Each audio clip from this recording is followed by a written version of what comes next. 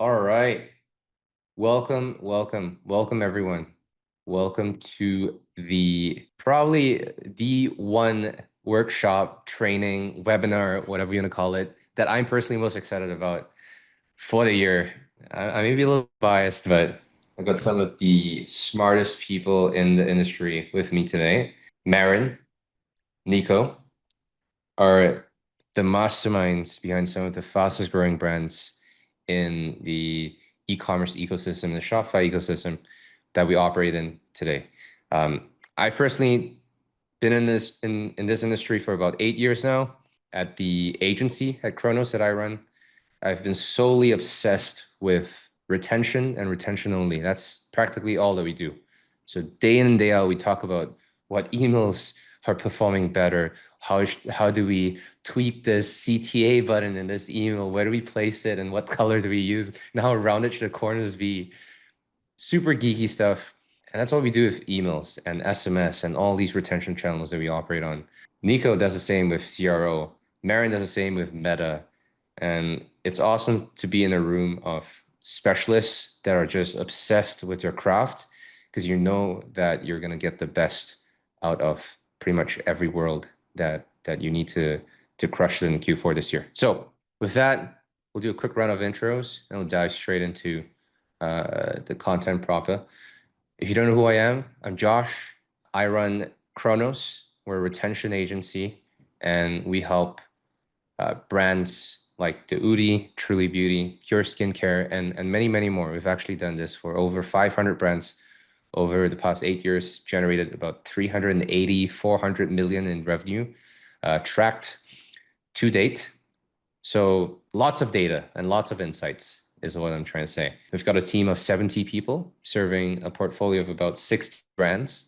A bit strange. We've got more people than clients, but that just allows us to do great work at a very, very intimate level that most teams just aren't able to. So that's us.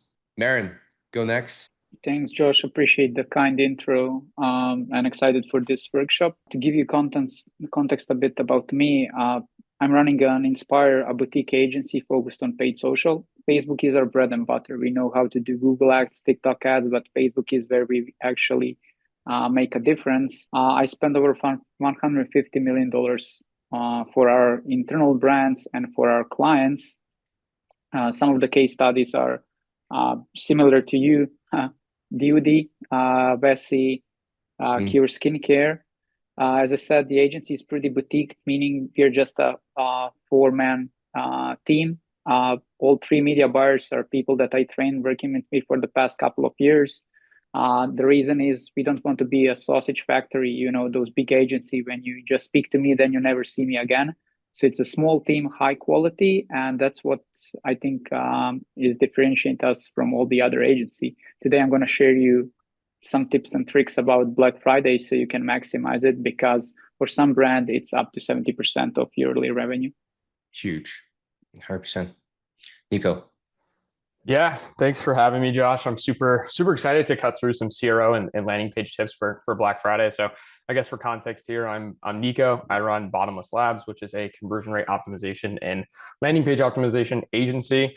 I started in ecom similar to Josh about 8 years ago. I ran a brand for around 6 years.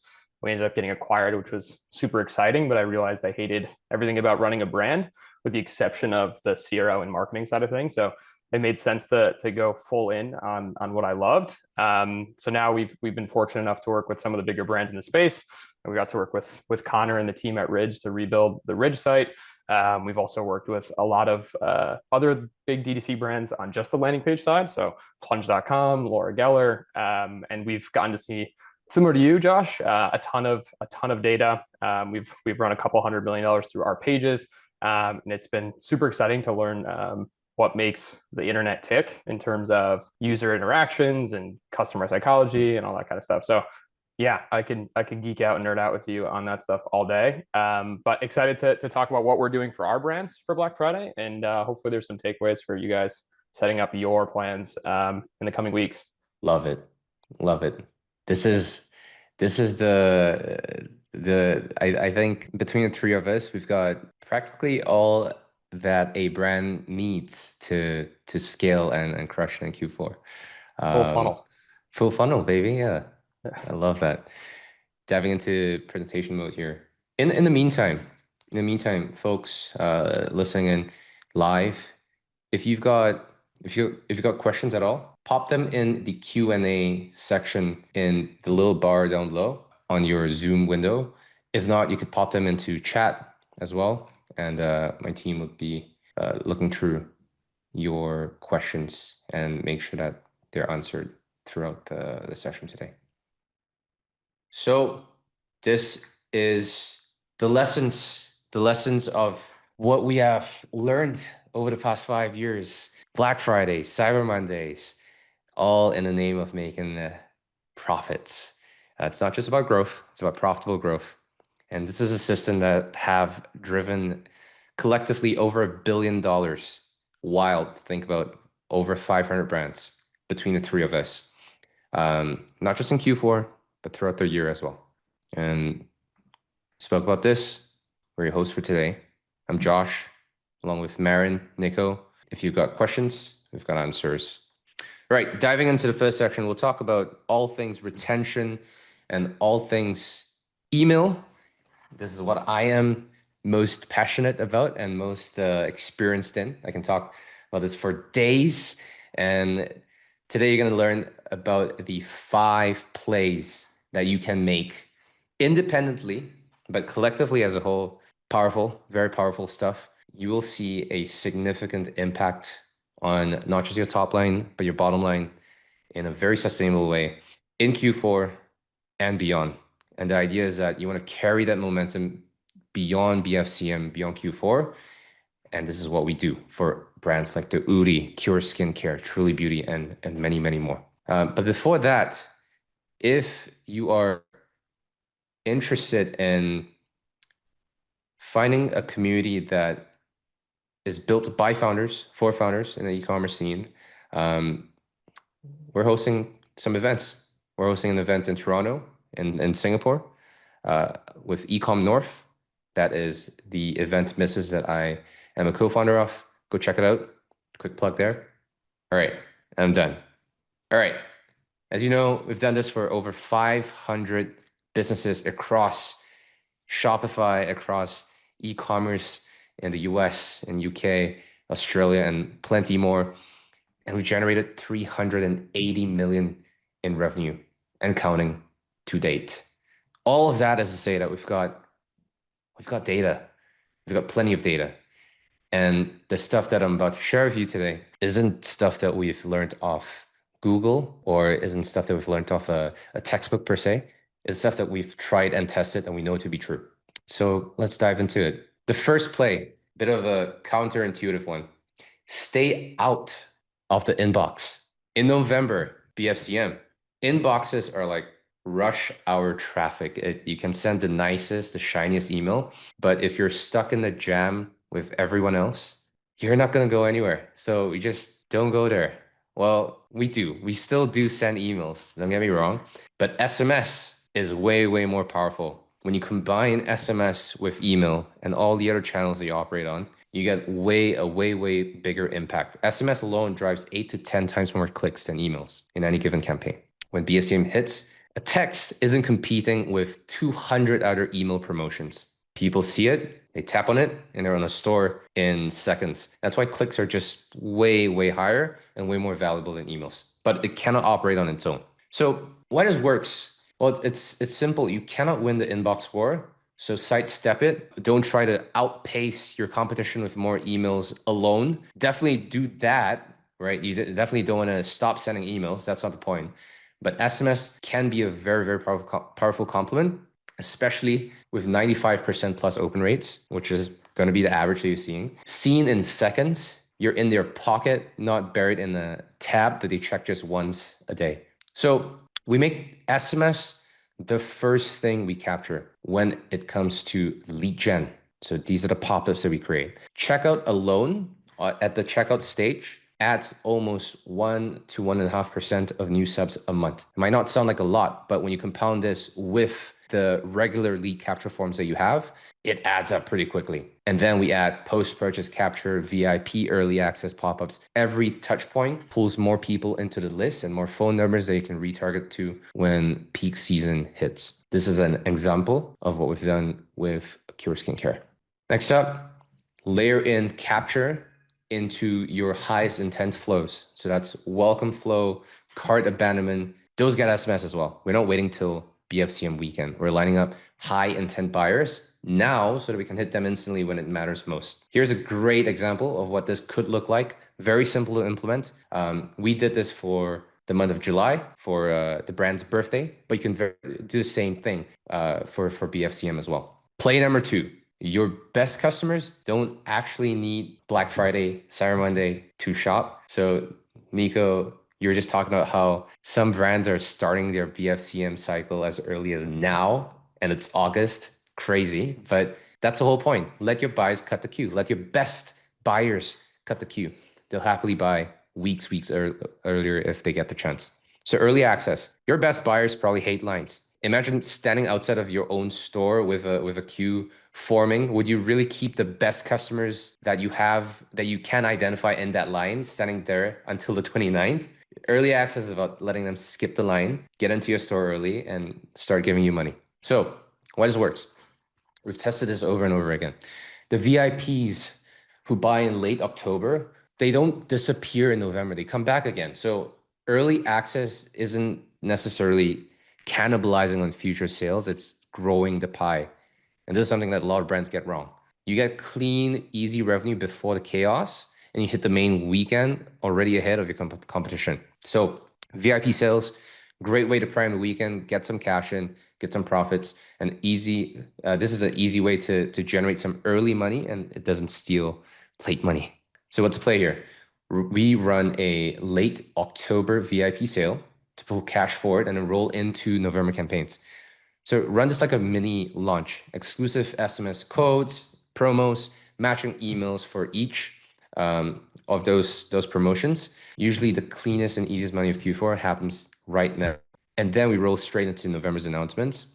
And then you go with early access, live launch, and then last chance and procrastinator campaigns. So that's a general rhythm that you want to follow. And here are some examples of what these emails can look like and what these lead captures can look like. And ultimately, the numbers don't lie. We started building VIPs for Cure last year in October, I think 23rd of October, by the, October 23rd. And by the later parts of October, we ran a VIP sale, which pulled a ton of revenue. And it ended up being, those 2 days ended up being more than half of October's entire campaign revenue. And compounding that with SMS, it was way, way more powerful. And our lead capture rates were through the roof. If you go to cureskincare.com, you'll see what the pop-up looks like right now. It is popping off. We have a far above average lead capture rate at 17%. This allows us to capture way more subscribers and leads than our competition does. And as a result, month-to-month email revenue grew 85%. VIP emails represented more than half of our email revenues. Happy days for all. We rolled this into November and during the proper sale, and we were already miles ahead of our competition. Here's another brand, Sweely. If you're in Southeast Asia, you know how big of a deal this is. If you're not in Southeast Asia, you go like Sweely. That's a funny name, but it's a big deal. Trust me. I'm in Singapore, and in our first VIP campaign, so this was the pre-launch, we generated a 42.5% click rate with a retargeting email generating an additional 17.5% click rate, which is insane. And this is all done on emails, not on SMS, all emails, which is even crazier. Month-on-month email revenue jumped by 85%. These are some ideas. It works. Next, play number 3. Own your buyer's lock screens. BFCM is not the time to rely on one channel. People shop across multiple devices. They're on their mobile devices. When they're on the road, they come back to their office. They're on their desktop, tabs, different apps. You want them to be seeing your countdowns, your ship by certain date reminders, and last chance offers everywhere that they look. Not just emails, not just SMS. Your lock screen is where you gotta be, because most brands are ignoring this part. And I'm talking about push notifications on mobile and on web, both. These are one-tap alerts, seen in seconds. It's really hard to get a subscriber, but once you do, CTRs are insane. It's 15 to 22%. And it's frictionless. There are no subject lines, no preview text. Your offer is just front and center. And this is by far higher than most of the winning emails that you've ever sent. There are no send costs. Opt-ins never expire. This is perfect for last ship, low stock, last minute shipping alerts, because you get a ton of eyeballs in an instant. And here's the main kind of takeaway that I want you to walk away with. Stack channels, stack profits. When you hit every own channels possible, you stack push, SMS, and email in the same urgency window, you're creating a way bigger outsized return than if you're relying on just optimizing SMS or optimizing for email alone. Each of these channels hits where the others just cannot. You might be thinking that, what if it's redundant and you're just overwhelming your customers? You're probably wrong. You are increasing the likelihood of a customer receiving your message and getting an impression. Not everyone's going to read your emails, not everyone's going to look at your texts. They might look at it, they might not take action upon it. Not everyone's going to be a push subscriber. So you need all three.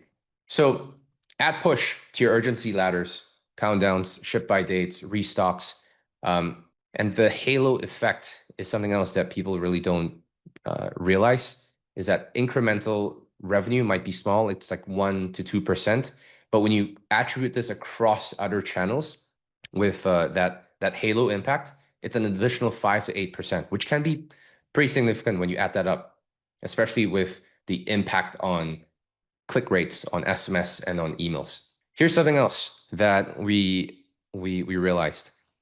The age range of your customer segments matter a lot. If it's predominantly Gen Z, push and SMS is probably going to be step one in your strategy. If you're selling to millennials, Gen X or older, email first is probably a good move. If you are if you're short on resources and time, I would stick to probably email first and then stack SMS and push. But if you have a dominant Gen Z audience, you probably want to swap that around as quickly as you can. This is a great example of what this can look like. We layered on SMS, push, email all together, each reinforcing one another, same offers across channels. This move alone, essentially 10x year-on-year SMS revenue, 2x total owned channel revenue year-on-year, and 95% of the intended audience that we wanted to reach in peak months like BFCM was reached with this jewelry brand, Olivia Jewelry. And here's another brand, pretty cool business. This is a pure push story, Phoenix store. They sell survival gear and torchlights and stuff. Push alone generated 11% of total store revenue, which SMS click rates hit 56%, and own channel revenue ended up becoming 71% of total store revenue, which is huge, a huge impact for a month like November. All right, next up, play number 4. Know who's who before Q4. If you don't know who you're talking to, you're wasting that promo you're throwing their way. Batch and blast is the fastest way to burn your list. In ads, you're never targeting all buyers or all prospects. You break them down into segments and you're testing out different angles. Email and SMS should work the same. So you got to sort the VIP from the window shoppers. That's step 1. Brands that want to win and continue to win, despite tough competition, have done the work in knowing their buyers. Next, you got to ask, segment, and tailor. This is a very simple mindset framework to think about. This is all about zero-party data collection. This is information that you're collecting from your customers. Ask for preferences, ask for things that they want to hear about, and ask for their pain points. This is the richest data set that you can collect beyond anything else, the most valuable stuff that your customers can hand you besides their money. When you track this and you collect this, you're making your life way easier down the road with the campaigns you got to plan, the automations you got to plan, and personalization becomes a breeze. Every piece that you get right now is fuel for hyper-relevant targeting when the stakes are the highest. Think BFCM and Q4. You want to be prepared. So start now. We know this. Better data, higher ROI. Blanket blast is you're just burning margin and you're wasting send volume. And your VIPs, for instance, don't actually need a discount to buy. Not all the time, right? You want to treat them right, treat them well, but you don't always have to give away your margins just to incentivize a purchase with your VIP. Churn risk buyers need a completely different reason, a completely different offer to come back. Seasonal buyers, they're seasonal buyers. They're not going to convert regardless of whether it's 50% off, a buy one, free one, in an off-peak season or a time when they just don't buy. They're just waiting for the right trigger, the right moment. So what's play here? First of all, preferences. Add zero-party data fields to pop-ups, quizzes, forms, anywhere you can collect information. You want to be collecting information. This is what we did for Tweely, a musical instruments business. They are by far the biggest in Southeast Asia. We start our conversations with, what instruments are you most interested in? Guitars. They sell guitars, bass, music production stuff, keyboards, drums, vocals, vinyl, DJ. Without knowing that, our campaigns are going to be like speaking to the void. It's hard. It's a really hard thing to do, especially on email. So the more we know about our customers and prospects, the better our campaigns would be and the better our automations would be as well. Here's another one. Break up your audiences by lifecycle stages, AOV, and seasonal behavior. This is actually, you know what? This is actually a different example of the previous point with Cure Skincare. The pop-up actually looks a little bit different right now if you check. But this was what we did before. It allowed us to bucket our leads into one of 3 buckets, depending on what their skin concern was. This was their #1 pain point. It allowed us to tailor our copy, our design, our product recommendations in a way that was just way more efficient than before. And it also allowed us to send way more emails without burning the list. How cool is that? We ended up sending, on an average month, 7 emails per week, so 1 a day. But not everyone's receiving 1 email a day. That's not the point.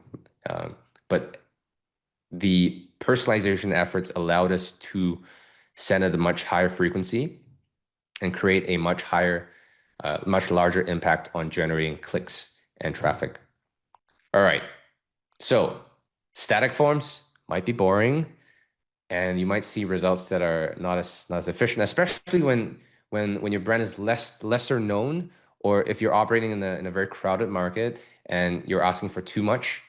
But interactive ones like quizzes or gamified versions of data collection, people lean in. This is where zero-party data collection stopped feeling like a chore to be done, and it starts feeling like a game. So this is a super cool one that we did for Truly Beauty, a skincare quiz. Find your perfect bundle, or even rate your gifting style quiz could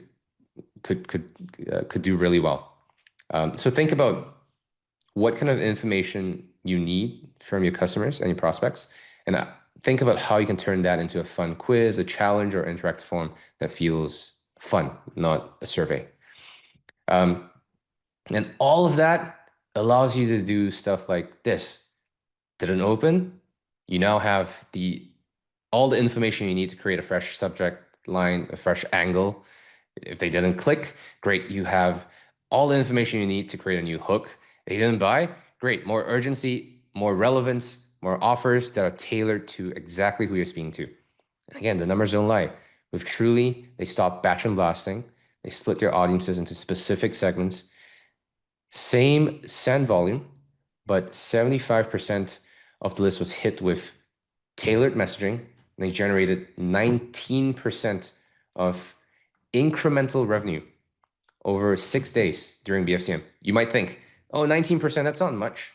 My Klaviyo is reporting that I am generating 50% of my revenue with Klaviyo. No, this is last click, true last click attribution with no overlaps with other channels. It's 19% incremental, all from own channels. This is impactful. And when you do this right, the outcome of revenue is probably the least impressive part of your month. It's going to be profits. PubNuts, another brand. 2 tests, really quick one. We isolated cohorts. We ran A/B split tests. We understood our customers a lot better. We ended up generating a way higher conversion rate, way higher revenue per recipient. So now we're way, way more efficient than we were before. We added 62% more revenue per recipient without needing to send any extra emails. Okay, moving on. Play number 5. This is all about deliverability. I've left the boring stuff towards the end, but this is important. Deliverability is a multiplier for every other play that you have. If Gmail, Yahoo, or Outlook don't trust you, your best offers will not matter because no one's going to see it at all. Q4 filters get very, very aggressive and very picky, and you're competing with hundreds and hundreds of other promotions that are probably shittier than yours. The only way in is to prove that your sender reputation is elite months in advance. What that means is you're basically telling Gmail that, hey, you can trust me. Look at how well I've been doing and how much of a good boy I've been for the past 5 months. So you shouldn't filter out my campaigns during Q4. So ISPs, these are the gatekeepers. These are Google, Yahoo, Hotmail. So get on their good side early. Use September through to October to maximize engagement and build your history to avoid suspicious spikes in November. So we like to think of ramping up sends right around then. If you're sending on, for example, an average once a week, you might want to ramp it up to 2x, 3 times a week so that you can be sending on a more aggressive basis in November and December. Inbox like a VIP. That's the whole point. Inbox placement is the foundation for every Q4 play. These are the metrics that we pay attention to. Spam below 0.01%. Go check this out. It's all in your Klaviyo or your OmniSend, or you'll find a report for this. Unsubbed should be on average less than 0.3%. Bounces as far below 1% as possible. Postmaster on Google should be reporting on high on your sender reputation or domain reputation. Without inbox placement, your click rate is effectively 0 before you even start. That's why we fix deliverability first, not after campaigns underperform. Boring stuff first. So a couple of things that will be super helpful. Google Postmaster tools, free. This is your direct line to Gmail's trust score. This allows you to track reputation, IP health, spam rates, you name it. Litmus spam testing. This is litmus.com. I believe they do have a free trial. If not, you can go to glockapps.com. Same thing, spam testing allows you to run a pre-check across multiple inboxes before you hit send. Very important. The basics, make sure that you're locked in on DKIM, SPF, DMARC, all the boring stuff really. These are rules that Gmail and Yahoo has made permanent and mandatory. And if you're in Klaviyo, you must have received a ton of notifications and warnings. Do not ignore those warnings. Pay attention to those. And this is what we did with the Organifi. We had to we found a win with Organifi, really an OG DTC brand in the supplement and nutrition space. They won not because they found a better offer. They won because they fixed the foundation, the boring stuff. Spam traps and deliverability issues were killing their revenue. So once we dug in, cleaned up, and then ramped and rebuilt their flows, inbox placement sort, and with it, their revenue. Okay, finally, bonus one. I know I promised 5. I like to over-deliver. Keep the lights on after BFCM. It's a bonus play. The sale isn't just the win. The attention is. BFCM floods your store with attention, and most brands just burn it all in one weekend. Smart brands stretch it all the way through. So more selling days, no deeper discounts. The idea is that it doesn't mean that you have to force deeper and deeper discounts just to make another sale. The more you're able to sell across more days, the more you're able to capture demand that lingers on, including those that are happening in late season. So this works because the attention tax is already paid. You've already earned your attention. They're there. The scarce resource is really not the discount. So don't blow it all in 4 days when you can feed them throughout the month and beyond. So when you keep talking to them after the weekend, when most brands have already stopped, you're squeezing out the highest possible ROI out of what most other competitors are thinking of as a single marketing moment. Every follow-up is cheaper, easier, and more profitable than a cold start. So think of it as a journey. Pre-BFCM, sell with additional value. Think of it as either additional store credits, discounts, or additional freebies. Offer gift cards ahead of time. Like, hey, you don't know what to get for your friend or your family member, get a gift card. Tease December exclusives as well. You can kind of map out the journey in the future for them. Here's a great example of what an email could look like. Post BFCM, here are some dates. December, Cyber Monday, Green Monday, procrastinator campaigns, people who are still waiting to shop for the right moment to shop, and shipping guarantees. When do you have to shop by in order to get your orders shipped for Christmas, for New Year's, etc. No extra discounts, just better timing, better messaging, and it's added huge revenues for brands we worked with.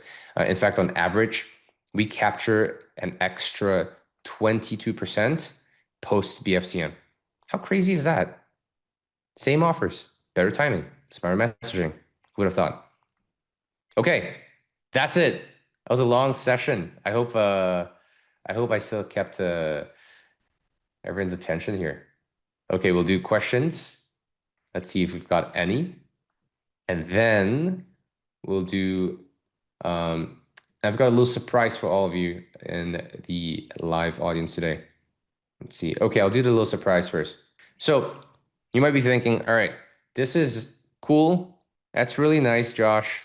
But I'm out of hands and legs. I don't have the resources to experiment with all these things and do all these things. I got you. So that's why we've created the Holiday Booster Value Packs. We've done this for 3 years now. This is our 3rd year doing this, and it's always been wonderful. We've begun some amazing relationships with some of our current clients from BFCM because of this. If you're looking for a proven, easy way to execute on all these ideas without lifting a finger, our team's here for you. We've got 3 options. We've got a Platinum Booster Pack. This comes with 26 emails, 12 SMSs, a custom holiday strategy, custom creatives, and custom pop-up. The total value of this is 31 grand, but you're only going to pay 7,200 for this. Essentially, this is kind of like our our tripwire, if you will, into a longer term relationship with us. We're not really making much of a profit off this. We're actually going to be slightly in the red, but we know that the results coming out of working with us from a program like this would be incredible, and you'd hate to leave us. And that's our secret little thing in the back. All right, here's the second option: slightly smaller package with gold. That's 5,200 with 16 emails and 8 SMSs. And finally, with silver, it's 8 emails and 4 SMSs. If you're confused and you're not sure about what this all entails and what it all looks like for you, book in a call, we'll chat, and worst case scenario, you walk away with some insights about your business, and yeah, happy days. All right, good. Let's see questions. I saw that we had someone was raising their hand recently. Was it? Okay, all good. All right, in that case, I'm gonna stop my screen share for now. Yep, you can email us for inquiries on those deals. You can hop on our site as well, book in the time, or you can just email me at joshua@chronos.agency. It's my personal email that goes straight to me, and you'll be chatting with me, no one else. Okay, done. No questions. Good. Marin, you're up next. Yep. Okay, before you go on, I'm super excited for this because Marin and I have been working together behind the scenes with some of the biggest brands that we've worked with, like the Udi, Cure Skincare. The Udi's doing what, 250 mil a year right now? Cure Crazy. Skincare is doing, I think we're gonna do what, 50 this year? Yep. And it's only our fourth year in business? Yeah. Wild. So crazy. I think we've gone through a lot together. You on the media buying front, us on retention. And I've seen the work that you've done, and it's always mind blowing. And anytime I make an introduction to you, you crush it. And my biggest fear is that you run out of capacity and can't take on any of our clients, and that'd be the worst day ever. So with that, take it away. Yeah, you put some real pressure on me with this intro, but no problem. So guys, today we are going to talk about the proven Facebook ads blueprint for a record-breaking Black Friday, Cyber Monday. So we're going to cover what you need to do in the pre-launch phase, how to play with the timing, what are some technical stuff that you need to take care of, what to do when the offer is live, like what are your ads, how to optimize, how to scale, what are some additional tips and tricks, and how to ensure the sale ends smoothly. So this is the spend from my ad accounts that I manage in November. You can see this is November only 2023. We spent 7 mil. I'm not showing this to kind of like praise myself. So I'm showing you that like I know what I'm doing and I did it multiple times. So this is 2023, and last year it's even more. It's almost 17 mil in just 1 month. So as I said, this is the period when people are spending and like earning up to 70% of their revenue. You have brands that are just gifting only. You have brands, you can see this brand, it spent 5 mil in 1 month. So you can imagine what their November revenue was. So this is not just one ad account, there are like multiple ad accounts. And this is just a number to showcase what's possible in Q4.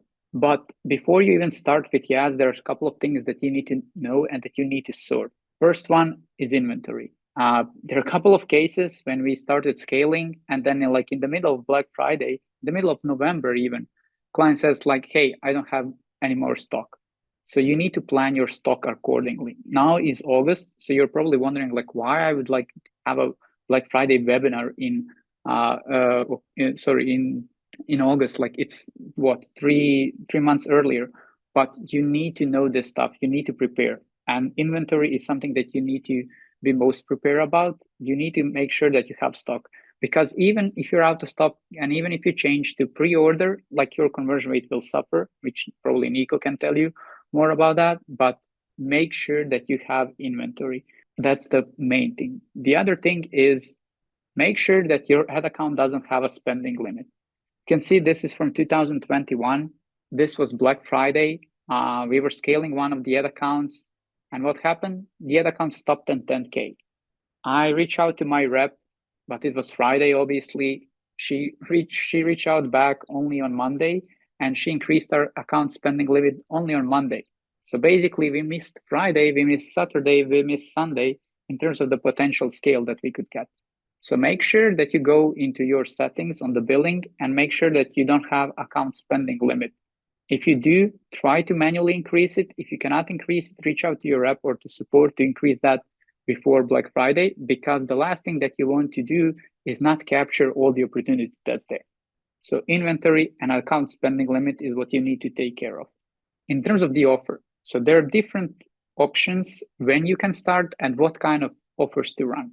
Some of the options are, there are brands that are starting way earlier, not just on the Black Friday, but like 1st of November. Some brands start on the Monday in the week of Black Friday. Some brands start only on Thursday or Friday. What to do and when to launch depends what your goal is. Benefits of starting early is that you're capitalizing on a lower CPMs. So as we are approaching Black Friday, the CPMs are going up. That means you're paying more for the same impression. On the other side, if you start too early, potentially you can get into a situation that you're running a sale for a month, and then like that cheapens the brand, and people are like they're always on sale. It's not so exclusive. So I cannot tell you when to run. These are just the options. In terms of the end date, most brands just end on Cyber Monday. Some of them extend the sale into the end of the next week, so basically until the next Friday. But be mindful that this year, same as last year, Cyber Monday is in December. So if you're running your store for a while, potentially you could be comparing your revenue levels from November 2023. If you compare it to 2024, it would look worse just because in 2023, Cyber Monday was in November. So if you're going to compare year by year, be mindful that Cyber Monday is now in this December. So then you should have a spike at the start of December. In terms of what kind of offers to run, if you're going to start early, let's say first week of November, I suggest you to have multiple offers, not just one. Because if the users are seeing your same offer for a whole month, it would not be interesting to them. So if you're going to run for a longer period of time, I suggest having multiple offers. What kind of offers to run? So it would be good if you already tested that and that you're going into Black Friday with a proven offer. If you did not test it yet, there's a Labor Day sale happening in a few weeks. And I would suggest you to run the offer that you plan to run on Black Friday on Labor Day, so you get the feedback.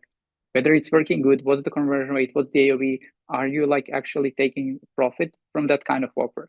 This is kind of like a sample test for your actual Black Friday, because the last thing you want to go into Black Friday with the offer that nobody cares about. In terms of what are the offer options, obviously we have the discount code, which is the easiest, but it's taking most of your margins if you offer, 50% off. Option is to have only specific collection discounted. Let's say on your store, you're selling shirts, pants, hats. You can run the sale only for hats. It is also debatable whether that would work, because maybe nobody cares about hats. Then maybe this is not a great offer. That's why I said you want to test it beforehand. Additional tip would not say black hat, it's not even gray hat, it's just kind of like a bit manipulative. If you put just one product on a higher discount, let's say you have 20 shirts and you take one shirt and you put it 80% discount, you can advertise up to 80%, although only one product is discounted 80%.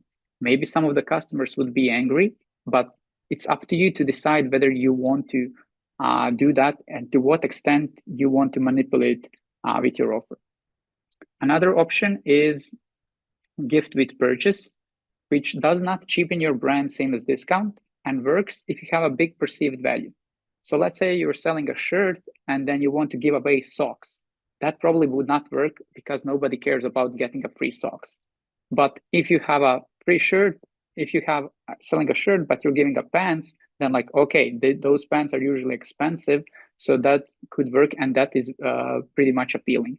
As I said, you want to try to give away the product that you want to get rid of. Maybe you have some product that you order a lot of stock, but it's not actually selling, but then you can give it away for free. Sometimes it can perform worse than the discount, but it really depends what kind of need do people have to get this offer for free, whether that looks appealing to them or not. And definitely my favorite options for Black Friday bundles, which helps with your AOV and doesn't hurt your margins. So in theory, if you have a $100 product and you give 50% discount, like you're cutting half of your value.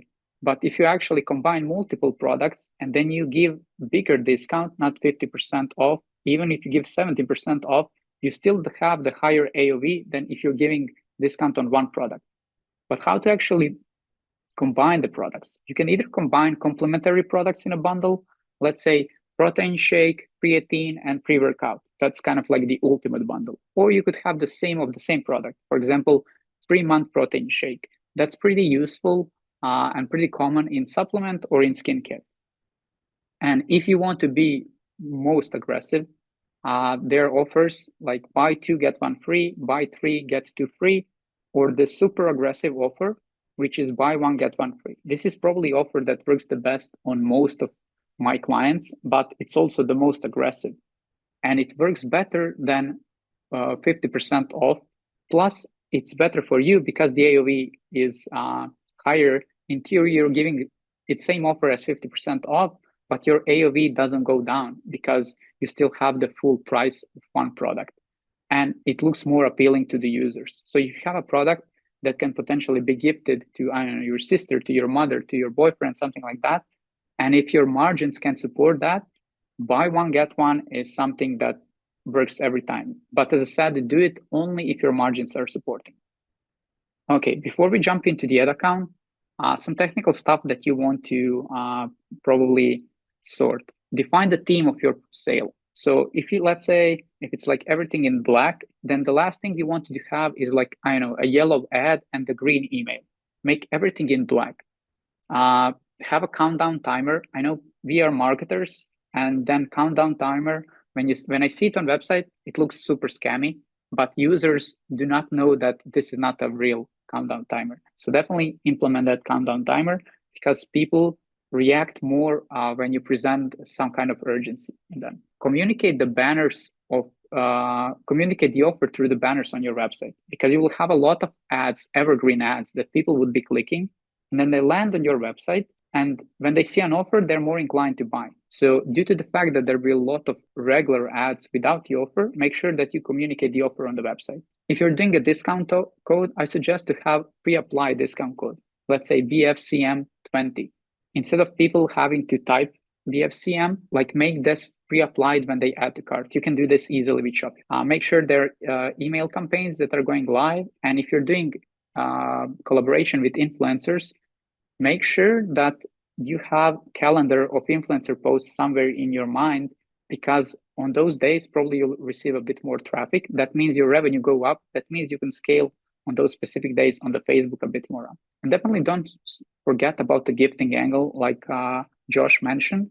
There are some people that are procrastinating and leaving Christmas present until the end. But there are also some people that are buying Christmas present in November or even sooner.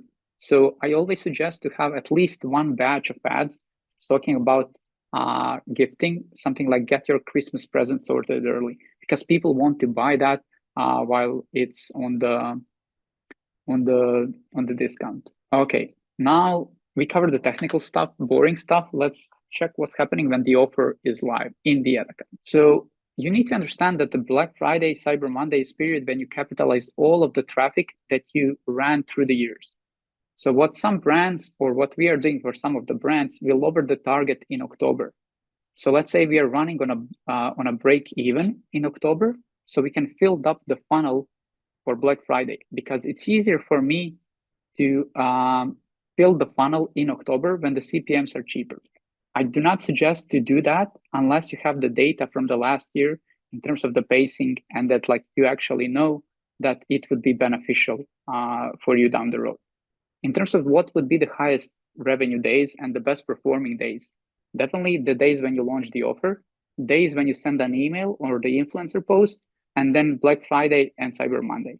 Those are the 4 days when you'll have the most revenue. So you want to make sure that you're spending the most on those days, because if you're not spending, If if your spend is not aligned to the revenue, potentially you're missing some money on the table. So I want to showcase you, this is example from one of the client. This is my internal tracking sheet, but I just want to showcase you the difference in the CPMs. So CPMs here were between 17 and 20. This is month of October. And if we check November, between 20 and 32. So this is like $10 more expensive CPMs. That means for the same amount of impression, you're paying $10 more. When you have a lot of impression, that adds up. So what I said, if you can, try to increase the spend in October so you can actually get more people in the funnel, so you can actually retarget them in November. This is one of the examples that Josh mentioned when they did an email VIP launch that actually resulted in 200K even before the sale officially started. But what happens when that email is not happening anymore? So basically, here we launch the ads, and as we are approaching the weekend, we start scaling. We know that conversion rate is better on a weekend. We know that more people are on the phone on the weekend. So we want to spend more during the weekend because it's not the same. It doesn't make sense for us to spend the same on Tuesday or on weekend just because the conversion rate is totally different.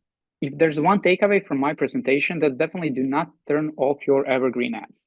Those are ads with a lot of social proof, proven ads with a proven click-through rate, and they will generate a lot of revenue. So you don't want to turn off your evergreen ads just because they're not mentioning the offer. They're going to be among the top performers in the ad account. Besides the evergreen ads, here are the ads that you want to have, type of the ads that are about the offer.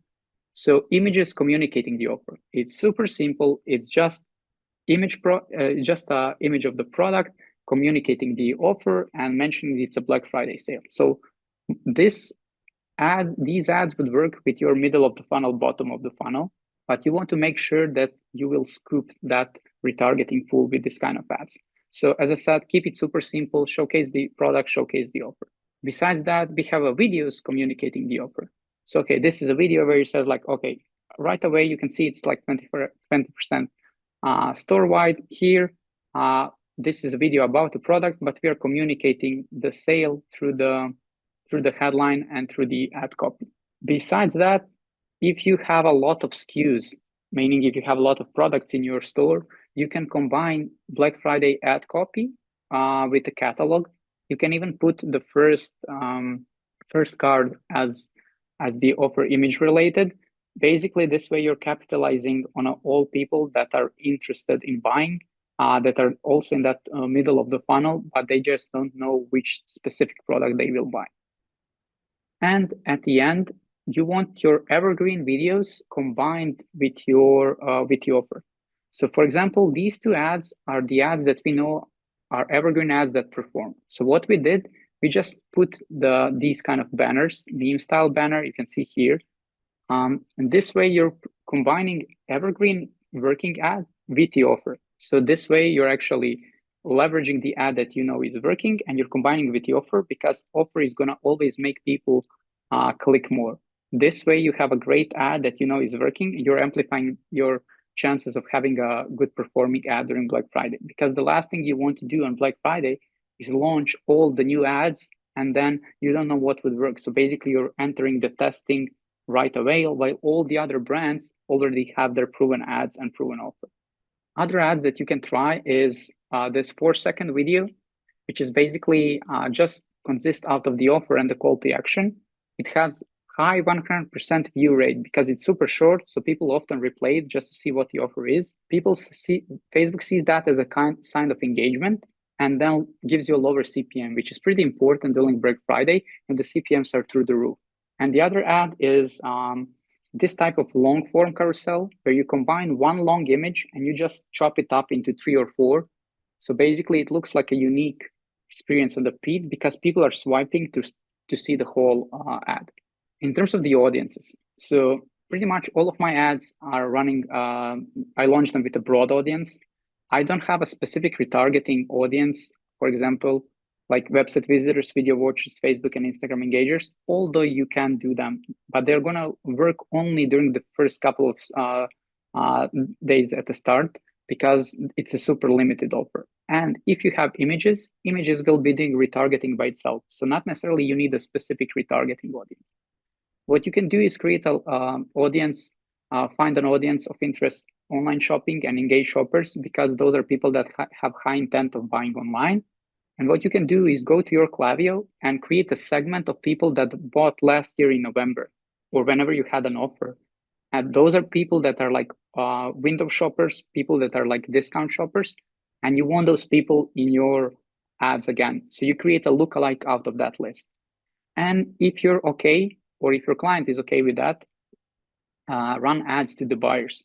Most of my clients care about acquiring new customers. So most of them, they don't want to showcase an ad to an existing buyer because we can reach them for free via email. But if you're into repeatable purchase business and you're okay with your buyers buying again, then you can isolate specific ad set for buyers only. What to do in terms of the ad account structure and scaling. So for each of my concept, I have 2 to 5 variations, and I'm scaling winners right away in the testing. So let's say if I have 5 offer-related images, that's one concept. I would have 2 to 5 different variations, and whatever works, I'm going to keep increasing the budget in that testing campaign, no matter if it's labeled as testing. Often testing campaign is the highest spending campaign in the ad account.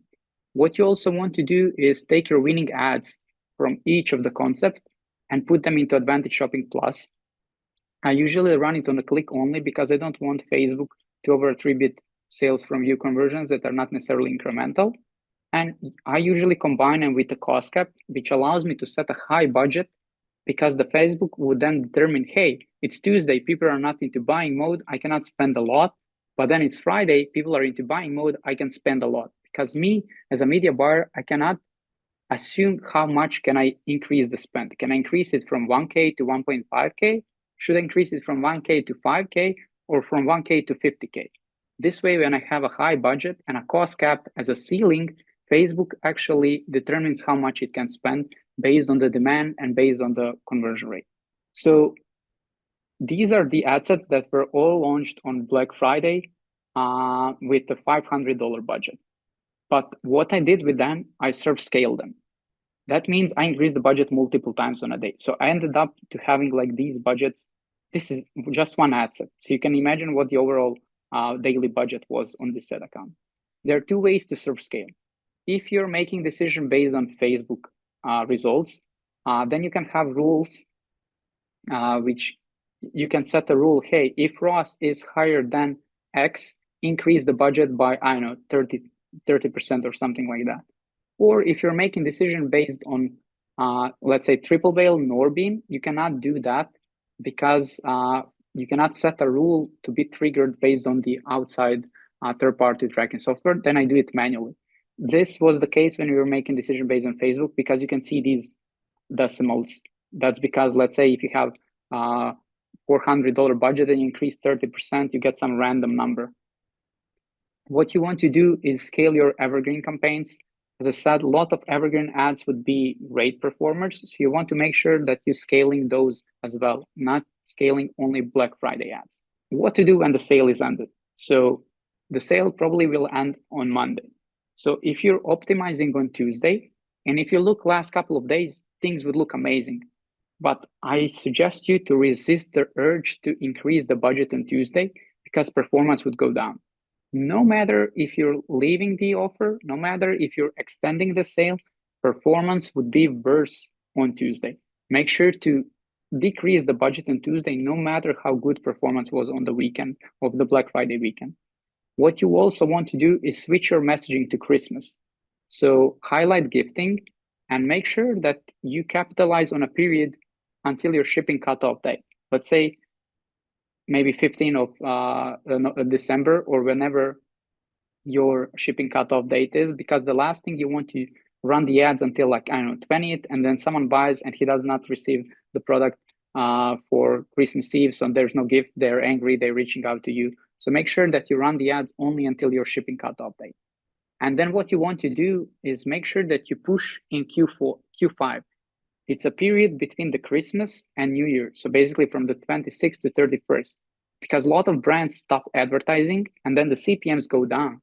And that's the period where you want to push because conversion rate is high again and CPMs are low. So that some brands are like making more money in those 6 days of December compared to last year. Mostly these are brands in the health and beauty niche because these brands are not necessarily great gifting products. So Christmas does not work for them. And before we wrap up, I just want to showcase you that like it's not me empty talk. Here are screenshots and messages for some of the clients. So these guys projected 1 mil for November. I managed to scale them to 3 mil. This guy said that they had another record day of 500K. Another client that says like, hey, you did an awesome job. So if you are spending at least 100K on Facebook ads and you want the same results for Black Friday, Cyber Monday, just reach out to me. And I hope this was helpful. If you have any questions, we can jump into them. Dude, crazy. Love it. Love it. Okay, let's see if do we have questions over here? You're in spotlight right now, so let's see. Okay. Questions. If anybody has a question, just type it here, or if not, all good. I've actually got one. Fire away. On the cost cap stuff, obviously this is me like as an outsider asking. What's your rule or like rule of thumb for cost caps when you're using that what's that advantage shopping plus stuff? Yeah. So I make sure that I use cost cap only with winning ads. I don't want to use cost cap for testing because I don't think the Facebook can determine whether the ad is winner or not, even without serving the impression. And Right. I'm using my cost cap with inflated budget. So I put, let's say, 50K budget, and I put cost cap out around my target CPA. So let's say my AOV is 100, my target ROAS is 2. So I'm going to put cost cap at 50. This means Facebook would not go and spend those 50K, although I have 50K budget, if it cannot reach $50 purchase.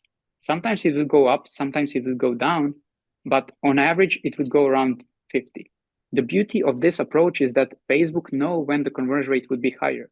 So even though I have 50K budget, on Tuesday, Facebook would spend only 5K. Then on Thursday, it would spend 13K. But then on the Friday, it would spend all 50K if it can, even without me touching the budget. So basically, Facebook is doing the scaling for me. Right. Okay. So smart. Okay, we got some questions. Oh man, Marin, you're a superstar. Everyone's got questions for you. Shit. Okay. Super insightful for the approach for meta ads. From Sean, how would you approach this if it's a new meta account with no prior ad history? Yes, I would not necessarily run on a break even, but in terms of everything else stays the same. I would still have the testing campaign per concept and have isolated my Black Friday campaign so I can control the budget per Black Friday offer ads. Very cool. Ad account structure set up for launching a new concept during BFCM, scaling campaign for evergreen ads plus a new scaling campaign for BFCM scaling, and also another one for testing, assuming just one geo. Yeah. Is that it? So you have evergreen one, you have testing and scaling, and then for the Black Friday, you also have testing and scaling. In terms of geos, if you have the same target ROAS for all of the country, let's say your target ROAS is 3 both for US and for UK, you can combine those countries together. So you don't have to have testing and scaling per geo. If your target ROAS is different due to the different shipping prices, then you can have a campaign per geo. Perfect. How you go about testing and finding the best killer offers before actual campaign day? As I said, you probably had to test that sooner. As I said, Labor Day is probably your last chance when you can do the offer tests. Perfect. When's Labor Day in the US? I think 1st of September. Oh shit, that's close. 1st okay. or 2nd, something like that. Right. Hey Marin, if I use triple whale, do you look at that to make decisions on BFCM? If yes, which attribution setting do you look at? So if you're usually using triple whale for decision making, then stick to triple whale during the Black Friday, Cyber Monday. Nothing changed in terms of what attribution. So I either use total impact, or I use triple attribution, but not on a lifetime, but on a 7 days. because on a lifetime you get a sale, and Facebook, a triple whale, would attribute the sale both to Facebook, both to Google, both to email. So in theory, it could say, hey, Facebook had 100 sale, Google said 100 sale, email had 100 sale, that's 300. But then you check your Shopify and you have like 200 sales. So where the 100 sale is missing. So if you're using total attribution, you can get into position that like you're scaling all channels, but that's actually not true. Gotcha. Okay. If our daily max allowable spend on Meta is 15x of our current spend, should we look at increasing it before BFCM? Yeah, I mean, it's always better to be sure than like get into position that you scale so much and then like, but you cannot scale further. Just add a 0, right? I mean, like they have tiers when they approve your increase spend limit. So sometimes you cannot even do it manually. It has to go through the rep or through support. Okay. Final question. Tips to avoid losses on your BFCM ads. Creative volume will go through the roof. So any specific tips to avoid burning tons of cash? Yeah, that's a great question. So depending on what on your volume, either you test with a smaller budget, so you recognize the losers sooner, so you cut them sooner, or you combine more of the test in the same ad set, or you do the test with a cost cap, or you do the test with a CBO, where not necessarily Facebook would spend equally on all of the ad sets. If that's the case, I would probably combine. I would put minimum budget for each of the ad sets so that you still get the trust of the Facebook. You distribute the budget, but you also get at least some data on all of the tests. Perfect. Marin, you're the man. Thank you. Appreciate it. All right, Nico. Man, I'm excited for Nico's presentation. Guys, tell me in the chat if you've heard of these brands. The Ridge, formerly Ridge Wallet, Carnivore Snax, Filter Baby. Some of the coolest brands, at least in my at least in my point of view. Like when I think of these brands, I think, oh man, it's like dream clientele, dream client list, if you will. And Nico's worked with all of them. And you notice one thing about the folks that we have today. All of us we run fairly tight ships in terms of the nature of our agencies. I'd say we're all kind of boutique in nature, and that we're still heavily involved as founders in the business. We're in the weeds, we're operating. My co-founder runs strategy for the business, and we see accounts every single day. I still run audits with my with Elaine from my team. So Nico's no different. You have a wealth of insights and experiences that I am excited to learn from. CRO is far from my expertise, as you can imagine, but you've got banger case studies. Take it away and lead the way. Yeah, thank you, man. I just hearing you say those brands still makes me excited. So we're very lucky to work with some really cool brands, which is awesome. So let me share my screen. Okay, cool. We're good now, I think. All right, cool. So we're gonna be talking about maximizing conversions with CRO and landing pages. So that was a great intro. So I could probably skip over my intro, but very top level. This is my 8th Black Friday, similar to you, Josh, which is super exciting. I had 6 on the brand side and now 2 on the agency side. So a bunch of different verticals, a bunch of different brands. I've been very lucky to work with and see a ton of revenue come through these few weeks that in some cases, like Marin said, account for 70-80% of a brand's revenue. So there's a ton of opportunity here. A lot of what I'm going to be talking about today overlaps a little bit with what both Josh and Marin talked about. We have a little bit on offer, a little bit about consumer psychology, which I think is super important to understand from a conversion rate perspective, and then a little bit on site changes and landing page testing. But yeah, let's kind of get into it. So I guess first thing I want to talk about is kind of customer awareness. So this is kind of taking a step back here from Black Friday as a whole, but we know that we're targeting customers at a wide range of awareness at any given time, right? Marin probably knows this better than most. But 95% of what we're doing on a daily basis is reaching people who maybe even don't know they have a problem, right? Completely unaware to the problem. There's people who are targeting that know they have the problem, but are not sure that there's a solution that exists. And there's the folks that know there's a solution, but they don't know which one to go with. And there's the people who know your brand and are just trying to wait for that perfect moment to buy. And there's the people who are just waiting around, looking at your site, waiting for a sale, right?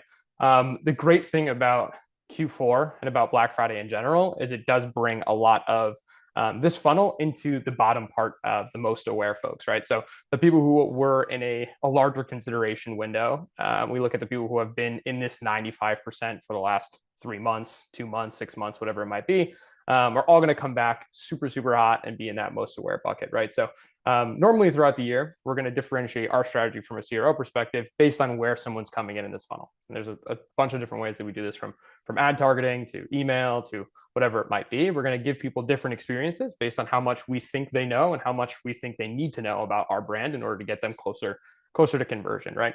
So someone who's completely unaware might get a ton more education than someone who is most aware and is ready for a promotion or need something like a 30-day money back guarantee or something along those lines, right? But Black Friday, we can kind of double down into a mix of all of this, but more so focusing on the urgency and the bottom of funnel. So I think from a landing page and site-wide perspective, while education is still important, we're focusing most of our attention on that bottom part of the funnel because that's where customer psychology is during Black Friday. So that's kind of like the brief overview of customer awareness, but how that actually works on the site is a bunch of different things. So I think Marin touched on this as well. And I think throughout the year, we've been told not to use urgency, right? Drop shippers and these e-com brands over the last couple of years have destroyed that, where customers have a pretty good bullshit meter. And if you say there's only 16 left in stock every day, customers are going to become numb to it and it's going to destroy trust, right? But during this time of year, customers actually believe it, right? They actually expect this urgency. They expect these deals to be real. And it's hopefully because you didn't destroy their trust throughout the year. So during Black Friday, we see things like this happen. And we got 2 examples here from some pretty big brands from last year. We have an internal swipe file and my team goes on a hunt every year and downloads everyone's site, so we know what happened the prior year, and we have a big swipe file. So everything you see today is from 2024 swipe file. But this is from Sheertex. I don't know if you guys are familiar with the brand, but they sell women's tights and kind of undergarments and things like that. But they had a pop-up on their site last year that said, due to high traffic, there's a 5-second wait time to get into your website. Pretty crazy approach. And if you asked me if this is a good idea any time of the year, I would say no. Like, why are we creating friction? But during Black Friday, I would venture to guess that this would maybe not perform super poorly, right? I think there's probably an opportunity where customers might believe there is a wait, and could be a good thing to test, right? So urgency is important. Maybe not go this crazy. I haven't tested this, so I can't speak to this, but just an example of urgency and kind of tapping into that customer psychology. Another example from Hero Cosmetics. I'm sure you guys have heard of them, but they sell like pimple patches and acne and things like that. They absolutely crush it on Black Friday. So I would definitely watch them this year. But what they did too is they also created real urgency with the deal of the day. So every day leading up to Black Friday for a week or two, they had a different deal. They had a countdown timer straight on the hero section, and people knew that urgency was actually legitimate, right? They weren't concerned if this was a fake deal or whatever. They're actually just buying as if they were in that bottom of funnel, ready to kind of purchase. So I think something to note is that you need to be able to actually increase urgency, tap into this customer psychology, actually act here, and then your site will kind of perform a bit better throughout Black Friday. So that's urgency. And moving on to what we call like the gift lens, right? So every product can be looked at through this lens of gifting, right? This is an example from Skims. Throughout the year, they're selling underwear. During Black Friday, they're selling stocking stuffers, right? Socks traditionally throughout the year is a completely different point of view from an ad perspective versus what you're going to do in Black Friday. And they do a good job of putting this gift lens on all of their products, right? You can see gifts under $40, gifts under $100, gifts under whatever, the holiday shop, right? They're putting the gift lens on everything they do because they do a good job of targeting the buyer, not necessarily the user. So this is another example from Alo Yoga that I think is important to take a look at. So if we look at Alo throughout the year, they're selling yoga gear, Pilates gear. Most of the time it's probably girls shopping, right? That's their kind of main product. But during Q4, they're targeting people who are buying for the girl, right? So targeting boyfriends, targeting husbands, and vice versa. They sell for both genders. There's another page that they ran last year, all your gifts in one place, right? Gifts for her, gifts for him. They're not saying like buy yourself a gift or 25% off your new pair of leggings. They're focusing more on reframing it for the person who's coming with the money versus the person who's going to use it. So I think through landing page copy, site-wide copy, it's always a good idea to go through this gifting lens and talking about how we're going to target the buyer, not just the person who's going to be using it, because it's a big part of this time of year. I think everybody's probably gotten a gift for Christmas or for the holidays they didn't really want, but someone in their family was like, oh, it said it was a good gift for boys ages 25 to 30, so I bought it, right? And I think that's who we're tapping into, are those wallets of people who don't really know somebody, or maybe they do know somebody and they're just looking for a gift for that demo. So this is a great way to think about landing page copy and site-wide copy. Cool. Moving on to offers and kind of what to test before Black Friday. So offers are arguably the biggest lever for Black Friday. Josh talked about it, Marin talked about it, and I'm going to talk about it. We're all saying the same things. There's one, I think, that overlaps all of us, a few that overlap for all of us, which is interesting. And I think it's super important that you nail this. So Marin talked about getting to test your offer early. It's always something that we recommend doing. We're trying to figure out what boosts AOV during evergreen times is going to add just more juice and more gas on that fire during Black Friday, right? So offers is a massive lever. We'll talk about some of the other levers in a little bit, like landing page layouts and actual design elements, but I think offer is your biggest one. So going straight into it with kind of tiered discounts. Everybody knows with Black Friday, it's a great time to acquire new customers, but it's hard to do without doing discounts. And when you do discounts, you're acquiring customers fast with really high CPMs, your margins get destroyed, right? So in an effort to help brands do what they're meant to do, which is make money and make profit, our goal is to try to create offers that help us increase AOV or increase LTV, so it makes it worth our time to actually run these discounts, right? So this is one that we came up with for Carnivore Snax last year, and it was a tiered discount. We have a few brands that we're going to use this for again this year, and it's a great way to get people to spend more while still getting the gamification of Black Friday, right? The more you spend, the more savings you unlock. Very clearly here, and you see that you spend $75, you get 10% off. Spend 125, you get 10% off plus free shipping, and it kind of tiers up, and it's very clear on this chart what you get. Then for the folks who really want to spend a lot of money, you kind of get this free gift. It's very clear, very big. So I think this is an offer that we are often recommending for brands with big catalogs. If you have a hero product and it's just one SKU, it's probably not the best offer for you. But if you do have clothing or shoes or anything really that has a larger catalog, this could be a good boost for AOV, while you still get to have a piece of that Black Friday pie where customers are going to kind of spend more time shopping. So tiered discounts, definitely recommend trying these. If it's not on your radar already, it should be.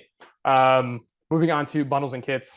Marin said it was his favorite, maybe my favorite as well. I think bundles are always a great option for the exact same reason, right? I would say if you have a product that's $15, $20 and you're selling it at a 50% discount, it's like you might as well just throw it away because you're not making any money, right? If there's nothing there from an LTV perspective or retention efforts, it's probably not worth the acquisition. But you could take those small products and put them together into bundles where you can give a 40% discount, 30% discount. It makes it worth it for the customer, also makes it worth it for you.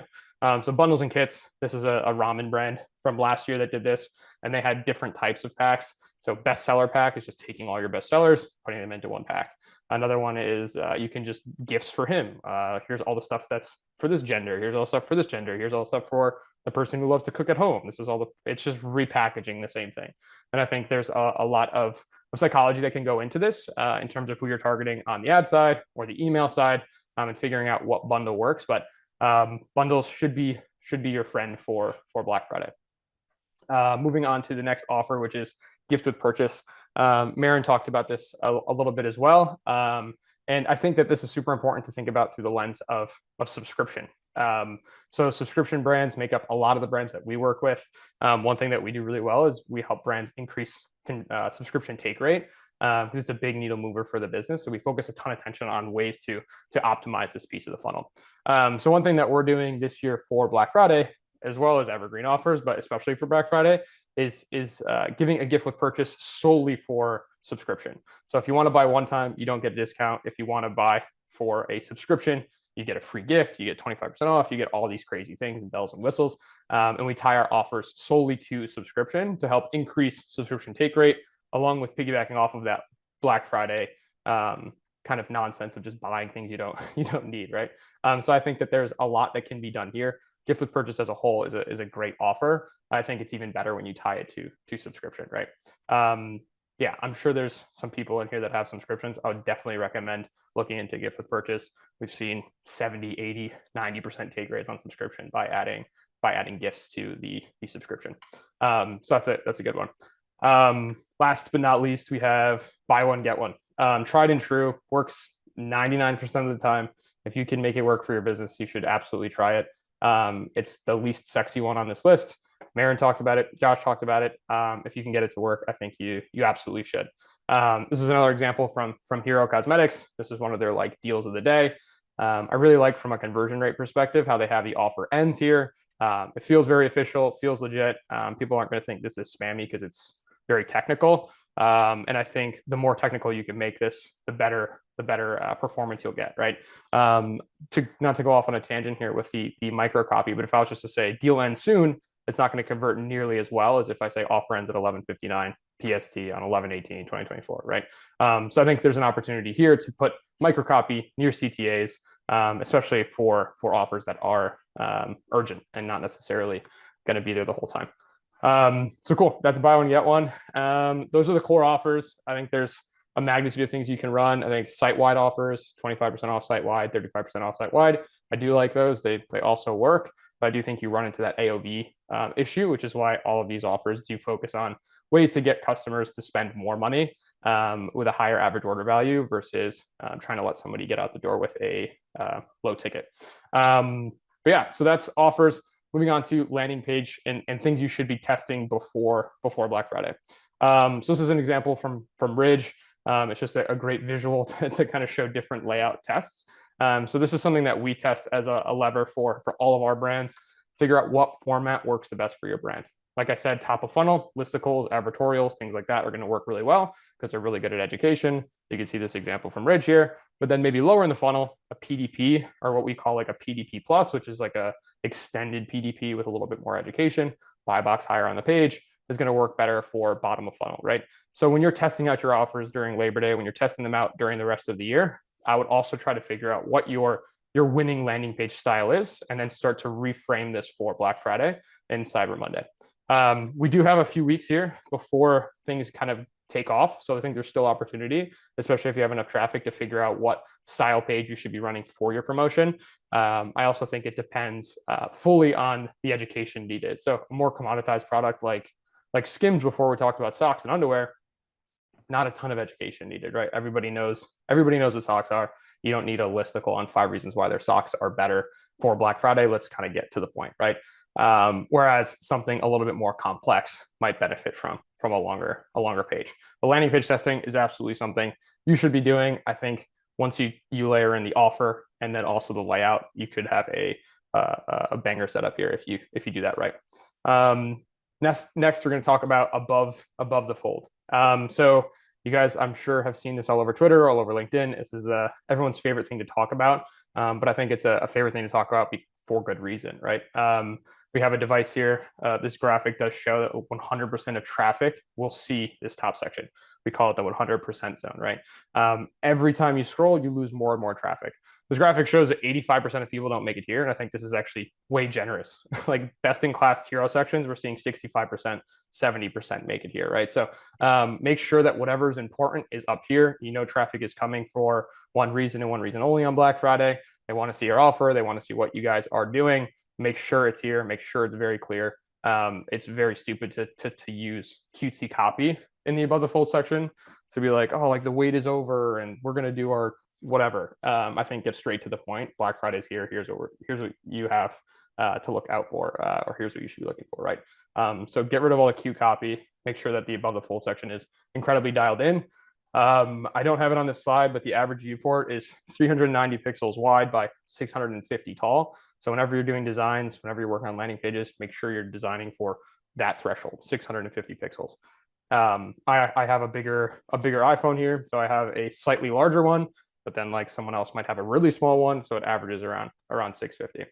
And you want to get whatever you can into that zone. So I have an example here from Carnivore Snax. This is a great example, not to toot our own horn here, but we spent a lot of time trying to get a lot of this information into one fold. I think it's a bit busy, but during this time of year, it's okay to explain the offer if you can. So Black Friday is here. Nothing cute about it. The more you save, the more saving, or the more you spend, the more savings you unlock. Third grade reading level, very easy to understand. Anybody can look at this and know that there's potentially a free gift waiting for them. You can see the dates. We have the Christmas lights up here to make it a little bit more holiday-esque. But yeah, I think this is a good example and something to really think about before you go heavy into Black Friday. All right, moving on to other design elements that help kind of convert during Black Friday. So touched on these. Announcement bars are always super important, but we see time and time again with all of our heat map data that people are smashing those announcement bars, and you'd be surprised how many brands make them not clickable. So if you're going to do a announcement bar, make sure that it is clickable and it takes you to whatever you're announcing, right? Nothing worse than someone trying to get somewhere, getting frustrated and just leaving. A lot of what we're talking about here is just trying to reduce friction and help customers check out, because their attention spans during Black Friday, they have so many different sites to check, so many different promos to look at. You want to make it as easy as possible. So make your announcement bars clickable. Secondly, I think Josh hit on this, but echoing your deal at every touch point is super, super important. So if Josh's email says 25% off, Marin's ad should also say 25% off, and my landing page should also say 25% off. And then from my landing page to my PDP, to my cart, to my checkout, we should be echoing that deal across the whole thing. You don't want someone to get to cart, not see that discount, and then be like, did it apply? Did it not apply? Do I have to go put the code in? Like, when is it going to show up? Again, any stall in friction there, you're going to lose people. So make sure you're echoing it at every touch point, so there's no confusion around what you guys are offering and how you're offering it. One other thing, I think we touched on this briefly, but contextual social proof, I think, is important near the button. So we talked about this example here where it says offer ends right under the button, but I think there's also an opportunity to do something along the lines of 2,500 people bought this weekend from this product. Or I think like for upsells, one that we usually will put near upsells is 1,600 other people this week opted for this upsell. Adding a little bit of social proof, it's a small little piece of social proof near CTAs for upsells and things like that, can help reinforce the action. It's not going to make or break your business, but you can get a little bit of a bump in conversion just by adding some contextual social proof to that micro copy. Another thing, which I think is often overlooked, especially from a marketer's perspective, is making sure that your countdown timers and your dates are all congruent and synced across touch points. I think it's super important because there's nothing that destroys trust more than going on a PDP and seeing 2 days left, and then you go on the homepage and it says 4 hours left, and then the email says 15 days left. It just destroys trust. People don't know which one to follow. So small one, more of a QA thing than anything else, but try to make sure that your urgency timers, your dates, and everything are aligned across the whole funnel. So yeah, those are the main elements that I'm focusing on for our brands. And then launch and timeline execution, I think, is a little bit different for conversion rate optimization versus some of the other stuff like Marin was talking about and Josh was talking about. I think a lot of this does kind of come out around the same time. Q3 now is where you should be testing those core offers. September 1st, Labor Day, is a great place to test like a holiday offer without getting like kind of weird looks from your customers as to why you're testing a weird offer throughout the year. I think your main job right now is to figure out what layout works the best and what core offer is going to work when you add on that urgency overlay. So if a gift with purchase is what I'm going with for my Q4, and that's what I think I'm going to be doing for Black Friday, I'm going to test that out now and see, does it even move the needle? Because if it doesn't move the needle now, when I add a slightly bigger discount and I do it in Black Friday, it's probably not going to move the needle, right? So do a smaller scale version of that offer test now. Try a buy one, get one. Maybe it's buy one, get one 10% off. Maybe it's buy one, get one, something smaller, test it for a short time, figure out what offer works. That's your job right now. Other thing is ensure technical infrastructure can handle traffic. Like Marin's talking about $17 million in a few days of ad spend. That's a lot of people coming to your site. Mostly this isn't an issue anymore with like current Shopify sites, but always make sure that you have your site in a good enough spot to be able to handle that traffic. But yeah, looking for offers, looking for AOV boosters, trying to figure out that layout. That's what we're doing in Q3. Moving on to October, this is where we're going to launch gift guide style pages. So gift focused landing pages. Maybe we're not launching ads to them yet. Maybe we're just throwing them up on the site. Maybe we're sending them to some of our customers via email. So Josh's team could say, hey, like we have our gift guide. If you're looking to get ahead of Christmas, here are some great things to buy for him or for her or for whatever. So that's a gift guide. I would start to launch in October. Test the gift positioning without the heavy discounting. Start your email campaigns like Josh said. And then going into November, that's when you start to layer heavily on the urgency stuff. The price actual discounts come out about a week before. I saw Josh mentioned this earlier, but I saw my first 50% off for Black Friday ad earlier today. So I guess people are already doing it. We're probably not with our brands for a little while, but I think you need to just figure out when you're going to lay that urgency on, get it going, and just kind of go from there. But yeah, so that's pretty much what we're doing November. Everything should be in good shape before that week. And then December is another big push. We've actually seen that sometimes the week before Christmas is more lucrative than Black Friday weekend. And I think that a lot of brands see something similar. So you need to update shipping deadlines. We know that customer psychology coming through there are the people who are, like Josh said, procrastinated buyers, last minute buyers. They're looking for stuff like, shoot, I didn't buy my dad a Christmas gift. What can I get him? I don't care what it is. It just needs to be here in time. So updating your shipping timers to say gets here before Christmas.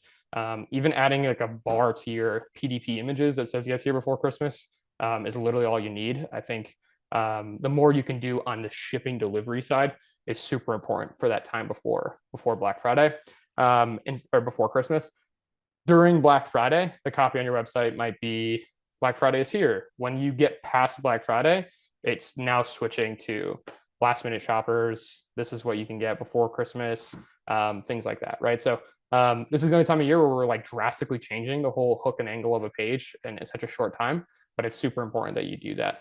But yeah, so that's pretty much our timeline. I think I could talk about this stuff for another 45 minutes if somebody would let me. So I'll leave it up to Q&A now, but yeah, hopefully there's some stuff in here that wasn't on some of your radars and can hopefully help make Q4 a bit better. Love it. Oh my gosh. Yeah, you gave me some good ideas for emails as well, man. It's like the little technical disclaimer. It ends this date. That's so smart. I mean, like everyone reads the fine prints these days, so it's yeah, such a reverse kind of a reverse psychology kind of a thing. It's awesome. Yeah. Okay. Yeah. Got the first question from Tyler. Any tips for managing a tech site for all the changes throughout the season, like making sure everything swaps over the right time without last minute stress? Any tips for managing a tech site, all changes throughout the season, making sure. So kind of like, I guess the question's around changelog, around like layout testing, offer testing. Is that the question? Like making sure swaps overnight are at the right time without. There's no great way to get things to push live without manual intervention. We've tried like some apps that will launch stuff live. We have in IntelliGems, you can do timed launches now. We just stay up late and push them live. Yeah, I mean, congruently, we'll know exactly what goes live on what date a few weeks before things go live. So it's not like 4 days before we're like, wait, what's going live and who's going where? But I'm making sure that with the ad team, when they're pulling the trigger, we're pulling the trigger. When the email team is pulling the trigger, they already have the landing page link that we built them. So I think it's just a matter of prepping in advance and just trying to get your ducks in a row before it's too late. I hope that was a helpful answer. We just try to get everything as set up as we can to not waste any time during the week of. Awesome. What's your process with running split tests on different landing pages, layouts before Black Friday? Is it a kind of a simultaneous multivariate test across the board, or do you run it sequentially through one variable at a time? Yeah, good question. So it really depends on traffic. So I work with some brands that are doing sub $5 million a year, and then we have some brands that are doing over $100 million a year D2C. So the brands that are doing a couple $100 million D2C, we'll set up a multivariant test. So we'll see, can we take the same hooks, the same angle, the same copy across these pages, the same offer, and just see what it looks like on different layouts. If we have a listicle bridge page, which pushes you to a PDP, but it's echoing the same sort of discount, or it's got the same promo and copy as like an advertorial, we can compare those side by side because it's generally the same content, and it'll give us a little bit of an indication of what layout resonates a bit better. And even with the same copy, you start to see some big swings in performance with a listicle or a standard landing page or a PDP. But that's typically how we're doing it for brands with bigger volume. Smaller brands will probably do A/B tests and do it over a longer period of time, just because we don't have the luxury of throwing a ton of traffic at it. Yeah. Makes sense. Okay, we've got actually someone's raised their hand. SS, do you have a question or no? Okay, we've got more questions in chat here. We've got one from, that's a cool name, Sersha. What landing page would you recommend to have customers come to from the ads you're running during the customer journey funnel directly to the deal page or the home page? So landing page or home page or PDP? Yeah. So where would I be running traffic is the question. Is it a landing page or a home page? Yeah. Is that kind of thing? So I think it depends on the brand and depends on the product. So I think if you have like I said, a very commoditized product that doesn't need a ton of education, I'd be running to like a PDP style lander. I think if you have a bigger catalog and you can get the deal really shown nicely in the hero section, I would do a collection page or a home page. If you have a one-off product, like a single SKU that needs a lot of education, I would try the traditional landing page formats, like a standard landing page or something along those lines. There's like 15, 16 different landing page styles that we're working with on an ongoing basis. I try to talk about them as much as I can on Twitter, but you can always DM me and I'm happy to chat through them as well. But yeah, I think we're mostly using homepage and collection pages and PDPs this time of year. Or if we need a little bit more education, we'll go with a traditional lander. Yeah. Perfect. That's awesome. Perfect answer. I've got Mike asking about what kind of offers. Well, first of all, Nico, awesome job, dude. What kind of offers would you suggest to test into for non-discount heavy brands? Repackaging bundles as BOGO offers. Seen some brands strategically drop new products after BFCM. Wow. Any tips for keeping it interesting after the big sale? Mike, what's awesome? What's up, man? So Mike is working at Group, but we worked together on a lot of the Ridge projects. So Mike's the man. Yeah, this is a great question. I think for brands that don't do heavy with discounts, gift with purchase is the way that we've been doing that. So we're not necessarily discounting the product, but we're giving them something else.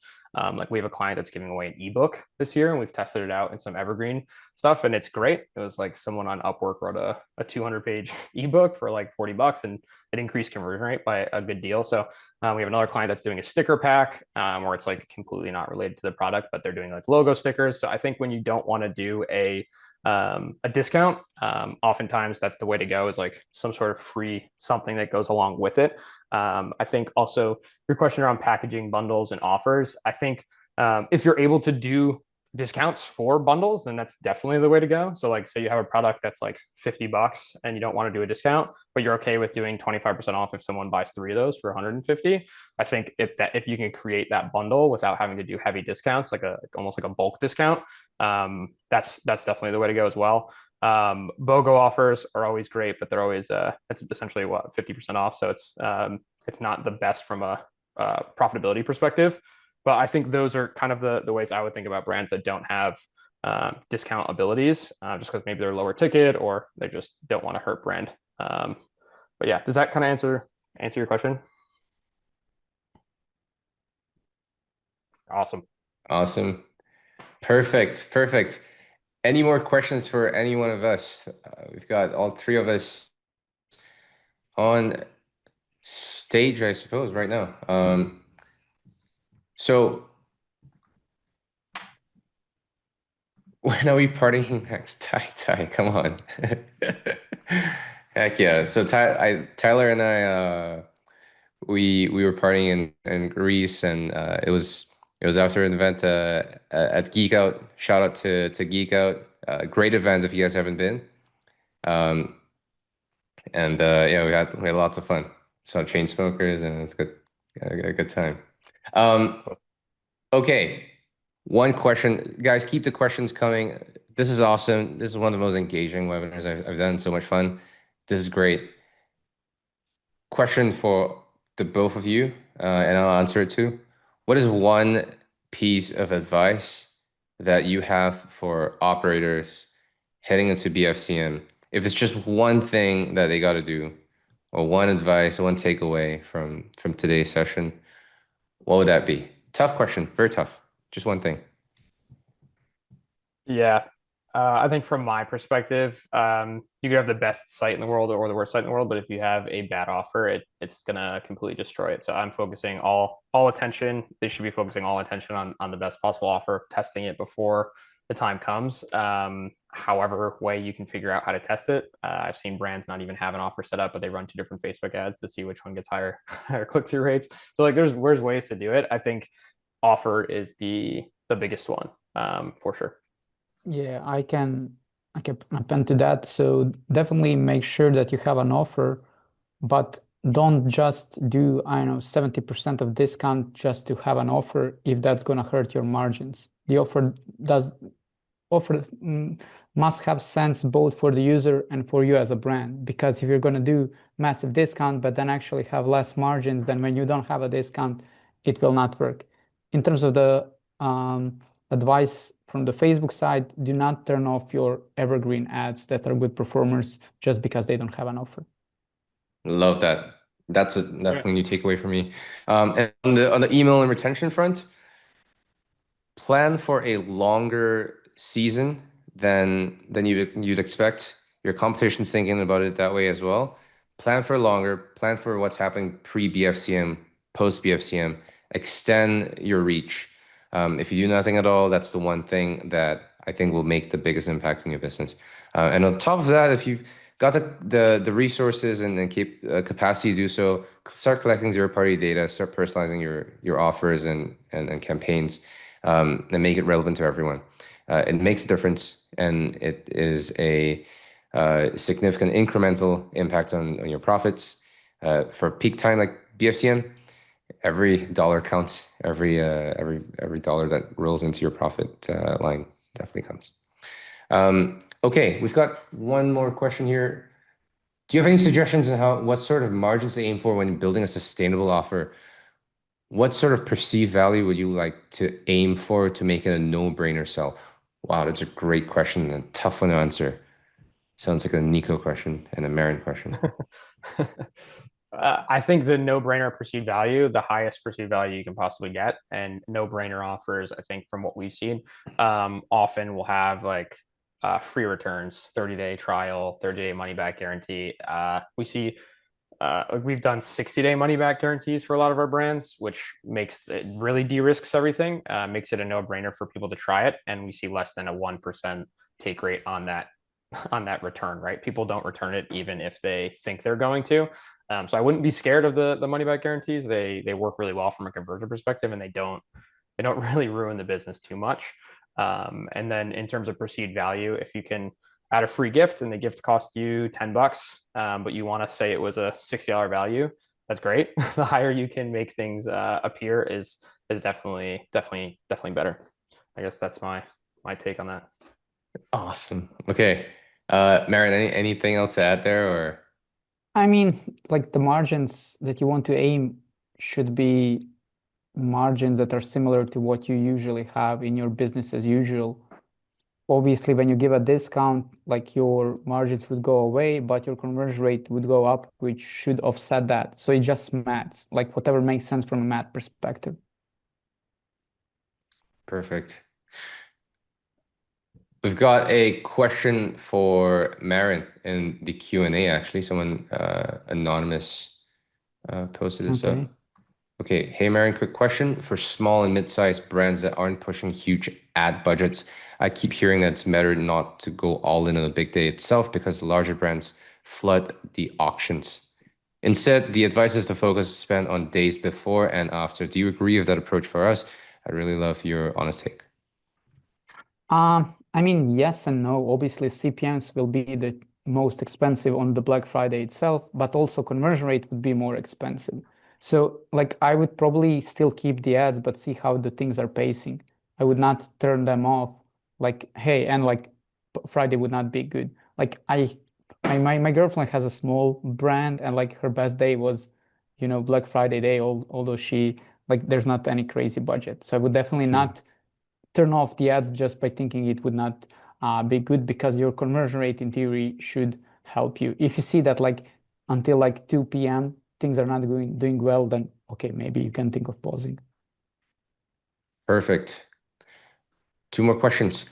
How would you capitalize on review to retention with higher volume of orders around BFCM, which will increase reviews?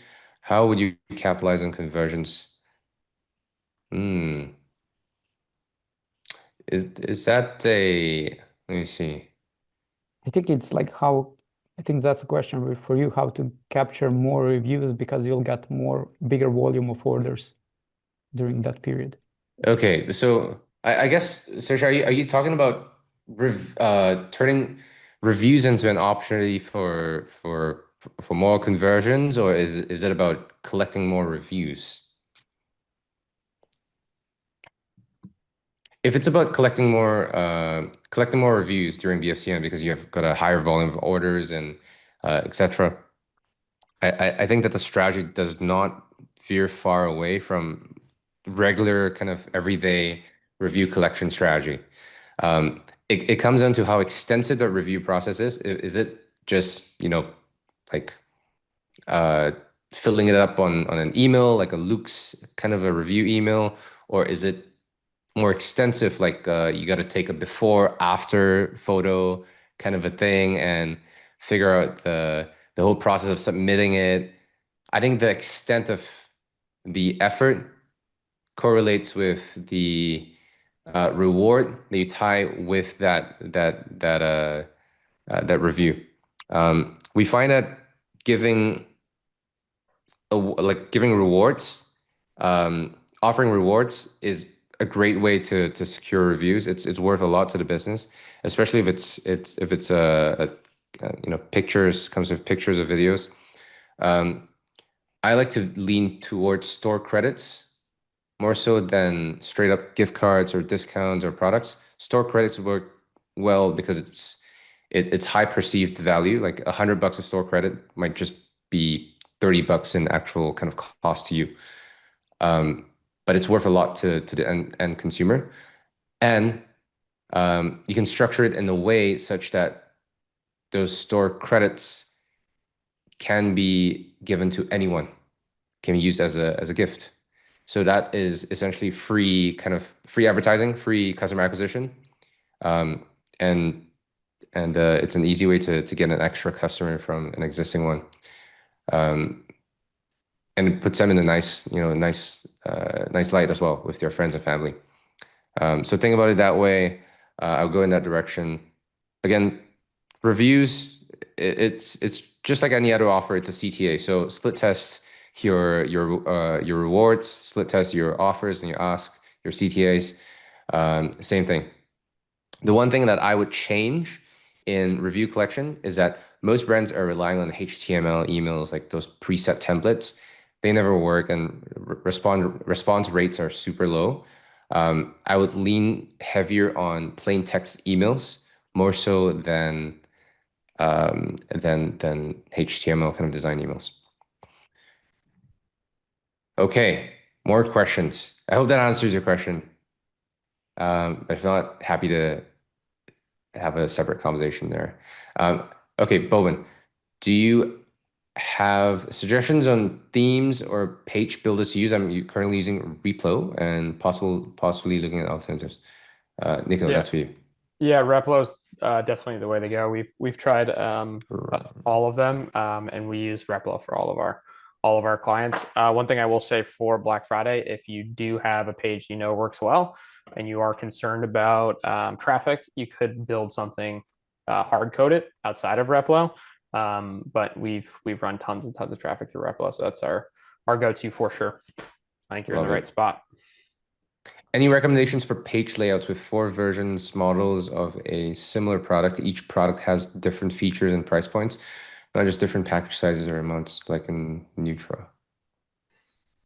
Yeah, I could take that one. I think in terms of page layout, I'm thinking I would try to think of the things that are value props for the brand, and call those out.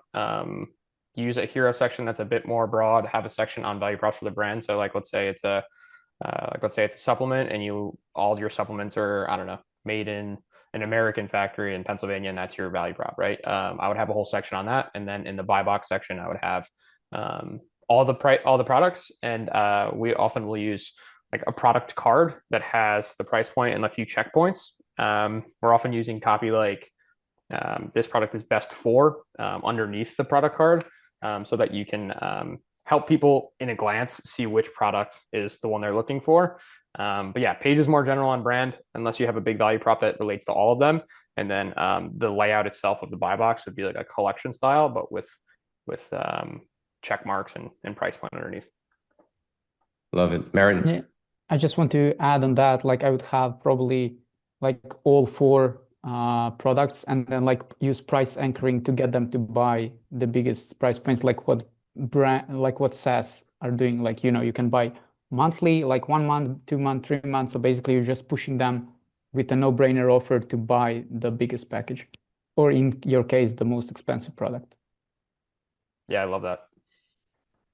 Awesome. Okay, one from Cheryl. Hi, great sharing. Just wondering, for promos, should we have more than 1 promos during BFCM periods? For example, bundles, discount codes, etc. Or should we just focus on 1 promo to promote? Yeah, so I would say that depends how long you plan to have an offer. If you plan to have an offer for the whole November, then have multiple ones. If you have an offer for just a week or a few days, then just stick to 1 offer. Completely agree. 100%.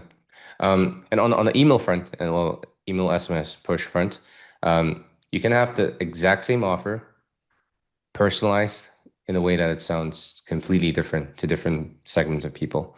But fundamentally, offer stays the same.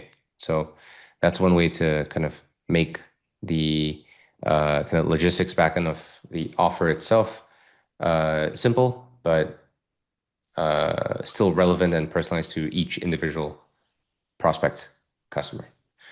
Okay. One more question in the opposite direction. Our page is currently custom coded. That's making it hard for us to split test fast. Is there an easy way for us to port our best performing pages to an LP builder app like Replo, Shogun without breaking too many things? Oof. Sadly, there's no easy way that I know of to move things over fast. I'd recommend just finding a contractor in like the Replo contractor network. They have like a directory, I think, of freelancers, and they can probably pump one. Like they could probably take your existing page and rebuild it in Replo in like 3 to 4 days for just a couple $100. And then I would just leave it there until you're done testing, and then maybe go back to hard code if you want, or leave it in Replo. But sadly, it's fairly manual. Lovable's great. Lovable's cool. I haven't been able to get that to work for Shopify and ecom, but someday, hopefully. Love it. Okay, anonymous attendee asked in Q&A, does the addition of new landing pages affect site speed? Generally no. I think there's probably a way more sophisticated answer that someone can give you that's got a bigger development and engineering background. I think generally what slows down site, or we're looking at like apps, unneeded code, the way things load. So it's more the infrastructure of your site. New pages shouldn't be, unless if you're adding 2 to 3 pages, I wouldn't be concerned about that. Site speed overall. What I think slows down page speed is like big pictures, big videos, things like that. Like make sure you're compressing using WebP images, not just kind of make sure things aren't loading when they don't need to, lazy load where you can. I'm not overly concerned about launching a few new pages. If you're launching 1,000 new pages, I would maybe be concerned about it, but I don't think a few pages would be detrimental at all. Perfect. Let's say promoting a BOGO offer in your ads and you change to a bundle plus save offer. Would you turn off all BOGO ads even if they're performing well? Ooh. I mean, why would you switch an offer that's working? like if you're already using Replo, then just build that new offer on the new landing page. So in theory, you could have the existing ads to the existing page and then the new ads to the new page. I mean, if you're testing multiple offers. But yeah, then like why would you switch one offer to another? Just keep them both. Good point. What about gem builders versus Replo? Is there a big difference? Which is best for native website CRO building without custom code? I think maybe you're referring to Gem Pages, another Shopify app. Maybe Gem Pages. Oh, right. Yeah. Yeah, maybe it's Gem Builders now. I'm not sure, but if that's the one you're talking about, Replo is definitely better. They need to give me an affiliate kickback at this point because I'm just shilling Replo here. But I could build anything in Replo pretty much, with the exception of like bundle builders. So I really like Replo. It's super flexible and super fast. We can get pages out in just a few days with Replo. With Gem Pages, Unpounce, Shogun stuff always breaks. That's just our experience though. Got it. Yeah. Awesome, guys. This is it. We're here. Amazing. It's 1:04 a.m. where I'm at in Singapore right now. It's 1:04 p.m. for Nico. Marin, it's like, what is it, the middle of the day for you right now? 7 p.m. Oh, 7 p.m. You're at end of the day. Guys, thank you so much. For people still in the audience, thank you for sticking with us all the way through the end.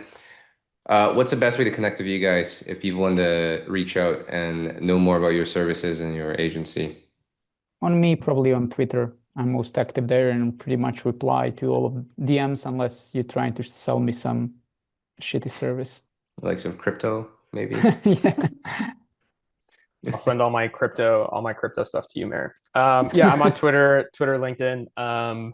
We have a contact us page on our site that directly links to my calendar. So I think we're booking out a few weeks now, but that's probably the best way to get in contact with me. But DMs and Twitter and LinkedIn also works. Perfect. And if people book in the call, are they talking to you guys or someone else on the team? What's that like? Yeah, for sure, talking to me. Same. Yeah. Same here. So if you go to Chronos Agency, you book in the time, you're speaking with me. Yeah. All right, guys. Thank you so much. I appreciate it. You guys have been amazing, and this has been some of the best content I've seen so far put online, and that's been great 2 hours? I feel like time just flew by. Not bad. All righty. Well, enjoy your sleep, Josh. I know you. Thank you. Burned it. Thank you. Appreciate it. And for you, everyone listening in, we'll be sending a bunch of emails to all of you as well. More goodies, more cool stuff.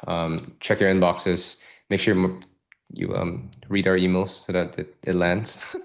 All right. Thank you. Take care. Thanks, Bye, everybody. Guys. See ya. Bye, guys.